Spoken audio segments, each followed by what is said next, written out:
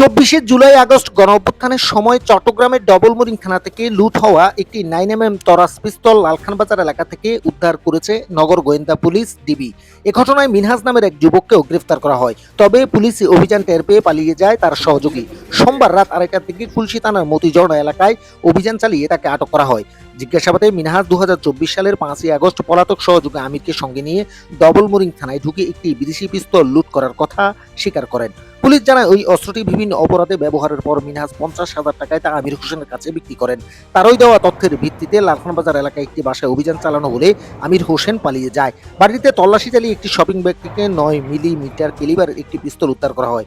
পিস্তলের গায়ে ইংরেজিতে তরাস SA made in Brazil ও বিভিন্ন নম্বর খোদাই করা রয়েছে।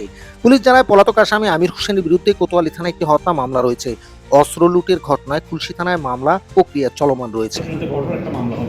একটা অস্ত্র লুটা আর কোনো মামলা হবে না জানেন? অস্ত্র নিয়ে শুধু একটা মামলা যে আমরা অনেক তথ্য পেয়েছি।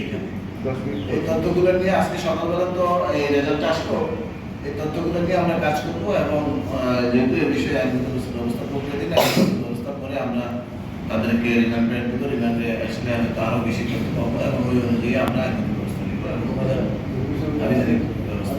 এখন পর্যন্ত আমার ডিভিশন থেকে পুলিশের খোয়া যাওয়া অস্ত্র 3টা, চট্টগ্রাম মেট্রোপলিটন পুলিশের 3টা অস্ত্র উদ্ধার হয়।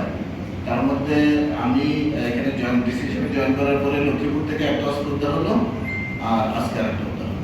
এই সবটা ক্রাইম ডিভিশনের হবে।